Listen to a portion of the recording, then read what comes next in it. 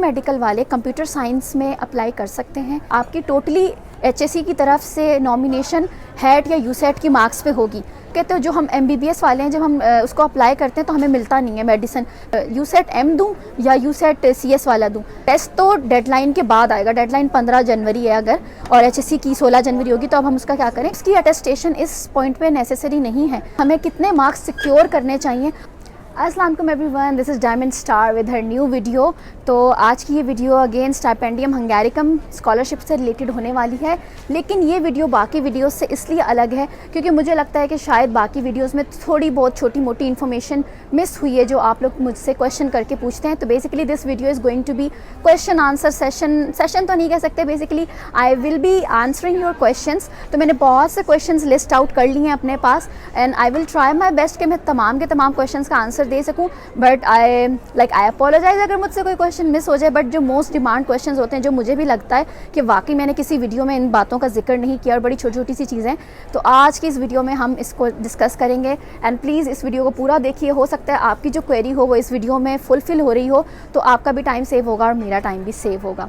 अच्छा, video start करने से पहले if you have not subscribe my channel then subscribe it and like the video. इस तरह से मुझे भी पता चलता रहता है ओके कि how much community I have जो मुझे देख रही है और मुझे सपोर्ट कर रही है। एंड सेकंड चीज़ जो हम जिससे वीडियो स्टार्ट लेंगे, जैसे कि मैं हमेशा कहती हूँ, ये मेरा इंस्टाग्राम आपको शो हो रहा होगा कि आप मुझसे हमेशा इंस्टाग्राम पे अप्रोच कर सकते हैं, ठीक है, डायमंड स्टार 48, ठीक है, आप मुझे अप्रोच कर सकते हैं। लेकिन अप्रोच किस लिए करना है? सलाम करने के लिए। आपका क्या मैसेज आता है? आप लोग मुझे मैसेज करते हैं हेलो, हाय, अस्सलाम वालेकुम। जब मैंने वो चैट ओपन की, इट मीन्स मेरा टाइम भी वेस्ट हुआ और आपका भी चांस चला गया ना। जब उस टाइम पे जो मैं आपको रिप्लाई दे सकती थी, मैंने आपको रिप्लाई नहीं दिया क्योंकि आपने तो सिर्फ हेलो हाय सलाम दुआ में अपना टाइम निकाल दिया। तो ये मत किया करें, सीधा मैसेज किया करें। अगर मैंने आपको कहा है कि approach me on Instagram, it means कि मैं वहाँ पे I am ready to help you, ठीक है। देन आपका मैसेज आता है मैम आपसे एक बात पूछनी है, प्लीज़ रिप्लाई। भाई क्या रिप्लाई करूँ मैं आपको? ये लिखूँ जी पूछिए? मतलब मेरे पास इतना टाइम है? Can are you guys real for sure, like कि मैं आपको बोलूँ हाँ जी बोलिए, जी बोलिए, जी फरमाइए। भाई कम ऑन, इस तरह के काम मत किया करें, सीधा अपना क्वेश्चन लिखा करें। मैं आपको खुद कह रही हूँ ना, मुझे मैसेज करें तो मैं क्यों आपको रिप्लाई नहीं दूंगी अनटिल आपका एक जेन्युइन क्वेरी हो। सबसे पहले तो मैं आपको ये रेकमेंड करूँगी कि आप मेरे यूट्यूब चैनल पे जो प्लेलिस्ट है, मेरा यूट्यूब चैनल लगाएं, प्लेलिस्ट वाले ऑप्शन में जाएं, प्लेलिस्ट में देखें स्टाइपेंडियम हंगेरिकम स्कॉलरशिप के नाम से जो प्लेलिस्ट है, खुदा के वास्ते इस पूरी प्लेलिस्ट को देख लें। आपके तमाम के तमाम क्वेश्चंस का आंसर है उनमें, ठीक है। अगर आप उनको देखते हैं, मेरा नहीं ख्याल आपके पास कोई क्वेश्चन बचेगा। बट स्टिल मैं आप लोग को हमेशा से आपका मैंने आंसर किया है क्वेश्चंस का। अभी भी ये सारे क्वेश्चंस मैंने जो लिस्ट आउट किए हैं, मैं इसके सबका आज आंसर इस वीडियो में देने वाली हूँ। Then I offer some paid services जो मैंने हमेशा मेंशन किया है। तो जब आप आके मुझसे कुछ पूछते हैं तो डू नॉट एक्सपेक्ट कि मैं आप लोगों को इतना ज़्यादा, लाइक आप मुझसे क्वेश्चन पूछे जा रहे हैं और मैं आपको आंसर करे जा रही हूँ। I will take time and then I will answer. But अगर आपके बहुत सारे क्वेश्चंस हैं, एक आध क्वेश्चन समझ में आता है, बट अगर आपकी लिस्ट ऑफ क्वेश्चंस हैं देन आई ऑलवेज रेकमेंड कि मैं आप लोग सेशन बुक करें। दैट इज़ फॉर 2000 रुपीज़ और 1 आवर का सेशन होगा। उसमें आप जो पूछना चाहते हैं पूछें। अगर आप नहीं जहमत करना चाहते वीडियोज़ देखने के लिए, then go for this option. The other thing is if you cannot afford that thing then please simply ignore that and leave it। देखिए, अगर हम ज़िंदगी में कुछ अफोर्ड नहीं कर सक रहे होते ना, तो हम उसको छोड़ देते हैं। तो मुझे मत बताया करें कि क्या राइट है क्या रॉन्ग है, ठीक है। I am not scamming you, I am not doing anything bad. So कुछ लोग बहुत अजीब तरीके से रिएक्ट एंड बातें कर रहे होते हैं। तो आप अगर नहीं अफोर्ड कर सकते मत करें। इवन कि I myself when I was applying and doing few things, मैं भी स्टूडेंट थी, मैं भी कितनी चीज़ें अफोर्ड नहीं कर पाती थी, बट मैंने कभी वो देन डू नॉट टेक दो services, right. It's so simple. लेकिन इस तरह से एक बंदे को बैश करना आप शुरू कर देते हो। पेड सर्विसेज अवेलेबल होती हैं, प्रायोरिटी आप समझते हैं ना। हमें उन लोगों को प्रायोरिटी देती हूँ जो ठीक है, उनके पास टाइम नहीं है वीडियोस देखने का, then book a session and I will guide you everything the same things जो यहाँ पर है। तो अगर आप अफोर्ड नहीं कर सक रहे तो आपके लिए फ्री का ऑप्शन है, आपके पास वीडियोज़ है, मैंने एक एक चीज़ लिखी है। इवन मैं आप लोगों को ये नहीं कह रही कि बिल्कुल भी रिप्लाई नहीं, मैं आप लोग को रिप्लाई देती हूँ। बट देखें, दिन में मुझे 200 के करीब आती हैं क्वेरीज़। क्या मैं सिर्फ आप लोग को रिप्लाई करती हूँ मेरे लाइफ में और कुछ नहीं है? कोई मुझे आके कहता है, लाइक कमेंट सेक्शन में मैं देख रही थी यूट्यूब के, कह रहे थे कि आप पहले लोगों को मोटिवेट करना सीख लें, बाद में कमा लेना। लाइक रियली, ठीक है, फिर मैंने उनको ये लिखा कि आप मुझे मोटिवेट कर दें प्लीज़ और मुझे अर्निंग का भी कोई तरीका बता दें। तो खुदा ना खासा कोई गलत तरीका तो नहीं है अर्निंग करने का, मैं आप लोग को एक चीज़ समझा रही हूँ। बट अगर आप उस अपॉर्चुनिटी को नहीं अवेल करना चाह रहे, आप चाह रहे नहीं हमें इंडिविजुअली इंटरटेन किया जाए, then that's fine, you can avail my paid services. मैं जो पेड सर्विसेज दे रही हूँ that is for regarding letter of motivation, चाहे रिव्यू करवाना है, लिखवाना है, स्कॉलरशिप में अप्लाई करवाना है, या आपने हैट या यूसेट टेस्ट की तैयारी करनी है। And yes, online classes start है, if you want to enroll in that you can enroll. और बहुत ज़बरदस्त तैयारी चल रही है, होपफुली अच्छे मार्क्स आएंगे। तो ये मैं बहुत ज़्यादा मेहनत कर रही हूँ इस चीज़ के पीछे जो पेड सर्विसेज है। And the last one is the session call. आप सेशन कॉल बुक कर सकते हो और उस 2000 में 1 आवर में आपको सारी बातें बताऊंगी इसकी, जो नहीं भी पूछेंगे वो भी बताऊंगी, जो मुझे पता है कि आपको पता होनी चाहिए। खैर, विदाउट वेस्टिंग फर्दर टाइम हम अपने क्वेश्चंस की तरफ आते हैं। सबसे पहला क्वेश्चन आप लोग का होता है कि आप प्री मेडिकल वाले कंप्यूटर साइंस में अप्लाई कर सकते हैं?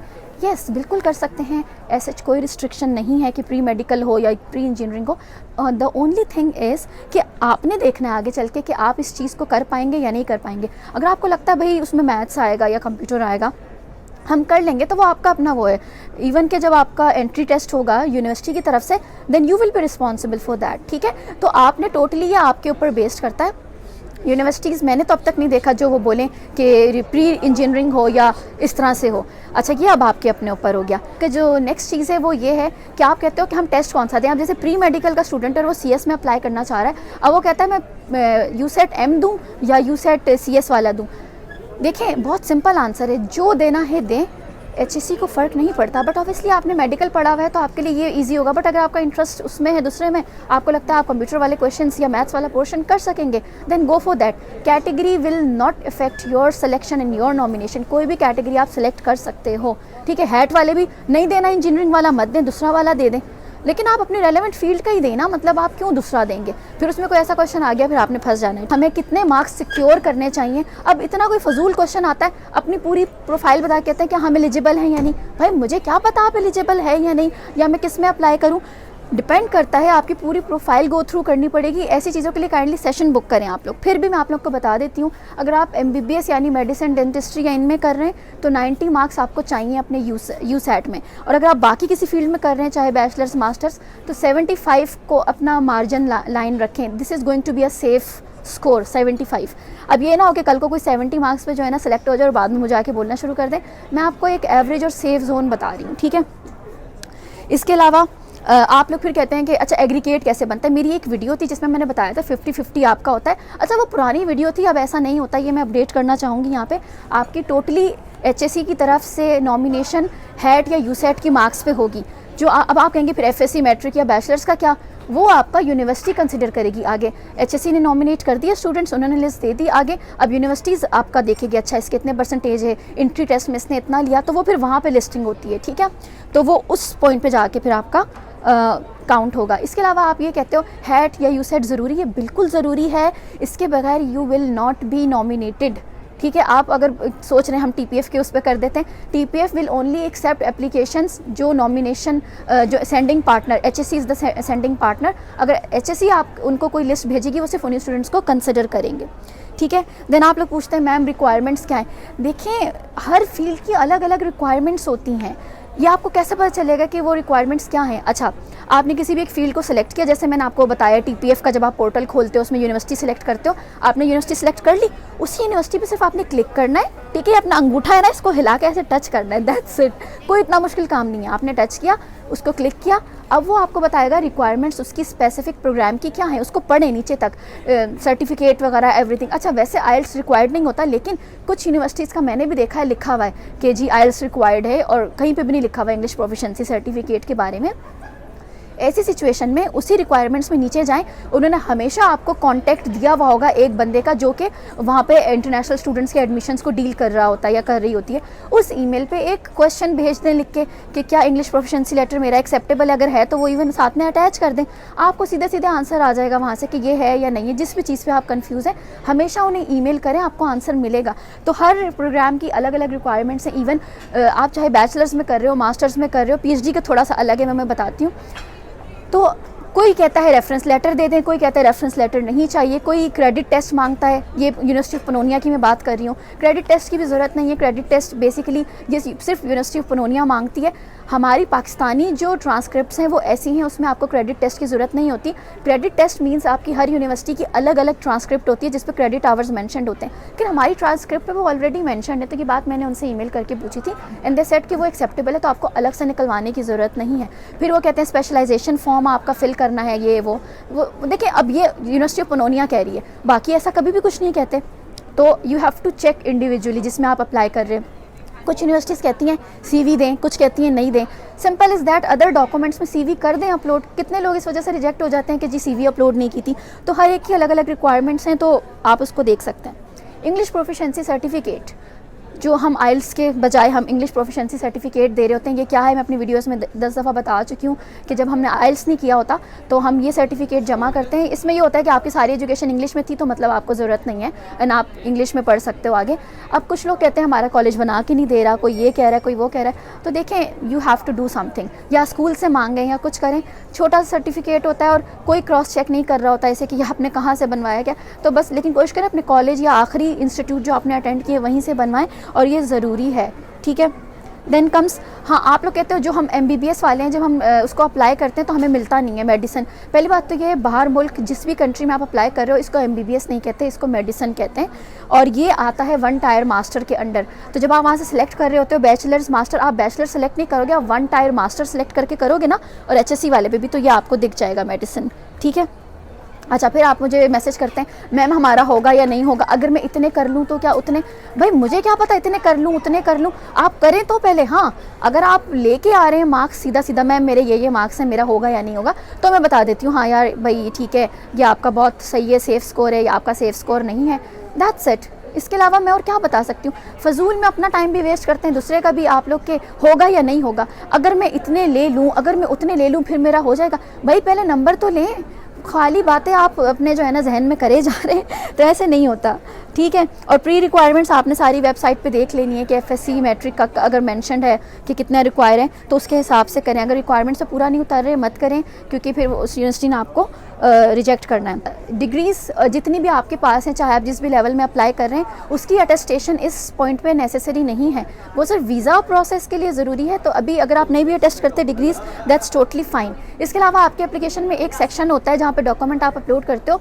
Transcript of records. Transcript of record क्या है ये मैंने 10 दफ़ा बताया, अगेन बता रही हूँ। आपकी जो डिटेल्ड मार्कशीट होती है ना FSC मैट्रिक की, यूनिवर्सिटी वाले तो समझते हैं ट्रांसक्रिप्ट क्या होती है, तो वो होती है ट्रांसक्रिप्ट आपकी बेसिकली ट्रांसक्रिप्ट ऑफ रिकॉर्ड। तो वहाँ पे अपनी डिटेल मार्कशीट अपलोड करें मैट्रिक FSC की, और जो डिग्रियाँ होती हैं जिस पे गोल्डन स्टैंप होती है वो सर्टिफिकेट्स में आपने करनी है, ठीक है। देन मेडिकल भी अभी ज़रूरी नहीं है। मेडिकल की डेडलाइन हर साल 15 अप्रैल होती है, तो 15 अप्रैल तक भी जमा किया जा सकता है। लेकिन ऐसा क्या मसला आ रहा है जो आप मेडिकल फॉर्म भी नहीं जमा कर सकते। मैंने डिटेल वीडियो बनाई है ये वाली कि जिसमें मैंने बताया मेडिकल फॉर्म फिल कैसे करना है। एटलीस्ट फिल करवा के साइन करवा के अपलोड कर दें। रिपोर्ट्स बेशक आप 15 अप्रैल तक करवा दीजिएगा, डेट लिख दें टेस्ट की, कोई भी फ़र्क नहीं पड़ता बाद में भी अगर आप करवा रहे हैं test, that's totally fine. Then आप कहते हैं अगर पासपोर्ट नहीं है या अगर कोई दूसरा डॉक्यूमेंट नहीं है, फिर पासपोर्ट हो गया, आपकी डिग्री हो गई, अगर नहीं है दैट्स फाइन, आप अभी भी अप्लाई कर सकते हो। बस आपको एक डिक्लेरेशन अपलोड करनी है, वो मैंने documents required for Stipendium Hungaricum वाली वीडियो में पूरा सैंपल दिखाया है कैसे करना है, जिसमें आपने लिखना है कि मैं 1 अगस्त तक ये डिग्री या ये पासपोर्ट अपना जमा करवा दूंगा। 1 अगस्त से ज़्यादा अगर आपने किया सबमिट करने में तो आप वैसे ही रिजेक्ट हो जाएंगे। तो पासपोर्ट 1 अगस्त तक भी हो सकता है, तो अभी वो इतना ज़्यादा ज़रूरी नहीं है। डिक्लेरेशन अपलोड कर दें और अपना CNIC अपलोड कर दें। PhD वालों के लिए आपका सिर्फ PhD वालों के लिए पॉइंट है, आपका सुपरवाइज़र से अप्रूवल ज़रूरी है, और वो अप्रूवल आपको 15 मार्च तक सबमिट करना होता है, ठीक हो गया। ओके, डिग्री डिफरेंट पासपोर्ट्स बता रही हूँ। डिग्रीज़ भी आपकी 1 अगस्त तक हो जानी चाहिए। मेडिकल आपका 15 अप्रैल तक की डेडलाइन है। इंग्लिश प्रोफिशिएंसी सर्टिफिकेट भी 1 अगस्त तक आपके पास डेडलाइन है। तो डॉक्यूमेंट्स अगर कोई नहीं भी हैं तो डिक्लेरेशन अपलोड करके यू कैन डू। अच्छा, टेस्ट का आप कहते हैं कि हमने जो टेस्ट दिया वो तो ठीक है, या आप इम्प्रूव करना चाह रहे हैं, तो टेस्ट तो डेडलाइन के बाद आएगा। डेडलाइन 15 जनवरी है अगर, और HSC की 16 जनवरी होगी, तो अब हम उसका क्या करें, do not worry, HSC automatically वो मार्क्स कंसिडर कर लेगा, आपको कहीं पे कुछ अपलोड करने की ज़रूरत नहीं है। और अगर आपने अभी तक टेस्ट नहीं दिया है तो जब HSC की वेबसाइट पर अप्लाई कर रहे हैं तो वहाँ पर भी आपको कुछ मैंशन करने की ज़रूरत नहीं है, बस उसको खाली छोड़ दें एंड दैट्स इट। और मैंने पूरा बताया हुआ है ये सब चीज़ें। और अगर आपके 2 टेस्ट होते हैं, आप सोच रहे हैं कि अब दूंगा, ये वाला कंसिडर होगा या पिछला, जिसमें ज़्यादा मार्क्स होंगे वही वाला आपका कंसिडर होगा, तो इसमें भी कोई टेंशन वाली बात नहीं है। ओके, डेडलाइन समझ लें 15 जनवरी आपकी स्टाइपेंडियम हंगैरिकम की होती है डेडलाइन, और आई थिंक 16 जनवरी एचएससी के पोर्टल पे होती है, और एचएससी का पोर्टल तो बिल्कुल आखिरी दिनों में ख़त्म ही हो जाता है, तो you can see that. Test आपका मैंडेटरी है, जो भी बच्चे बैचलर्स के लिए अप्लाई कर रहे हैं वो यूसेट देंगे, और जो मास्टर्स और पीएचडी के लिए कर रहे हैं वो हैट का टेस्ट देंगे, कोई भी कैटेगरी आप सिलेक्ट कर सकते हो। Okay, then the next thing is, हाँ आप पूरा प्रोसेस पूछते हो कि कब कैसे होगा, नॉमिनेशंस कब तक आएंगी। ओके, 15 जनवरी आपके पास ठीक है डेट है, डेडलाइन, एप्लीकेशंस बंद हो गई। देन एंड ऑफ जनवरी या बिल्कुल स्टार्ट ऑफ फेब पे आपका टेस्ट हो जाएगा, आखिरी वाला। फिर तकरीबन 1 मंथ लगेगा एचएससी को नॉमिनेशंस देने में, तो नॉमिनेशन आप कह सकते हो, यहाँ पे मैंने लिख लिया फर्स्ट वीक ऑफ मार्च तक आपकी नॉमिनेशंस आ जाएंगी। फिर तकरीबन आपकी लिस्ट बनेंगी, वो उसको फॉरवर्ड करेगा। देन मई का पूरा मंथ आपका यूनिवर्सिटी वाले ईमेल भेजेंगे, आपका टेस्ट, इंटरव्यू जो कुछ करना है वो करेंगे।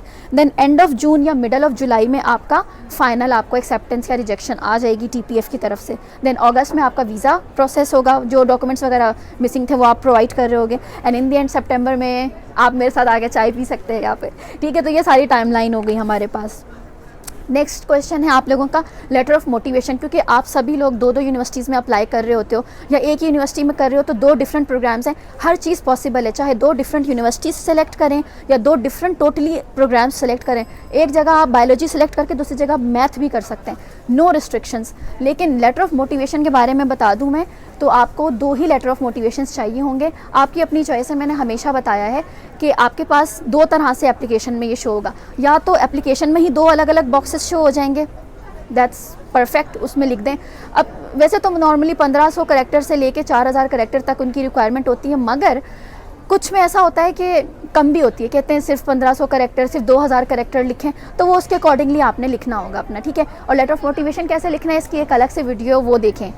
अब आपको मैं ऑप्शंस देती हूँ कि अगर आप 2 यूनिवर्सिटीज़ में कर रहे हैं और आपके पास एक ही बॉक्स शो हो रहा है, तो आपने क्या करना है, तो आपने अक्लमंदी का मुजाहरा करना है, और आपने ये करना है कि दोनों यूनिवर्सिटीज़ के बारे में या दोनों प्रोग्राम्स के बारे में या तो एक में लिख लें अगर आप लिख सकते हैं, अदरवाइज़ मैं ये रेकमेंड करूँगी 2 अलग अलग लिखें। लेकिन 2 अलग अलग कैसे लिखेंगे, एक तो जो फर्स्ट प्रायोरिटी वाली यूनिवर्सिटी है ना, उसका उस बॉक्स में लिख दिया, सेकंड जो आपने चूज़ किया हुआ है उसको उसके हिसाब से अपना बैकग्राउंड और हर चीज़, तारीफ़ें उस शहर की, उस यूनिवर्सिटी की जो आपने लिखी है, एक डॉक्यूमेंट बना लें उसका PDF, और वो अदर डॉक्यूमेंट्स में अपलोड कर दें, और उसका नेम ज़रूर चेंज करें, लिखें LOM फॉर जो भी यूनिवर्सिटी का नाम है या उसको लिख के, तो 2 ही अपलोड कर दें, सेफ जोन में रहेंगे। इसके अलावा अदर्स वाले ऑप्शन में आप अपने सर्टिफिकेट्स अपलोड कर सकते हैं, अगर आपने जॉब की है या कोई अचीवमेंट्स ली हैं। अदर में आप कुछ भी कर सकते हैं, और CV ज़रूर अपलोड करें अपने अदर वाले सेक्शन में, ठीक है।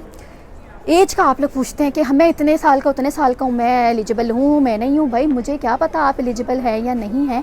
द मेन थिंग इज़, अगर आप 31 अगस्त तक 18 साल के हो जाते हैं, कितना, अगर आप 31 अगस्त तक 18 साल के हो जाते हैं तो आप एलिजिबल हैं, अदरवाइज़ आप एलिजिबल नहीं हैं। फिर इसके अलावा डुअल नेशनैलिटी जिनके पास है, कहीं का भी पासपोर्ट है, you will not be eligible. Then test must है, ऑनलाइन नहीं हो सकता, जो लोग कहते हैं ऑनलाइन हो जाए, नो पॉसिबिलिटी। अच्छा, टेस्ट और सिलेबस उसका, तो जो टेस्ट होगा प्लस उसका सिलेबस एसएच तो नहीं है हमें मेंशन, लेकिन अगर आप उसकी वेबसाइट देखें तो आपको एक डॉक्यूमेंट मिल जाएगा, HSC यूसेट या HSC हैट, उस पर थोड़ा सा आपको सिलेबस वगैरह बताया हुआ है कि क्या है। मैं भी उसी के अकॉर्डिंगली जो तैयारी जो करवा रही हूँ, पेड कोर्स 10,000 रुपीज़ में, वो उसी के अकॉर्डिंग है, तो वो टेस्ट आपने करना है कवर।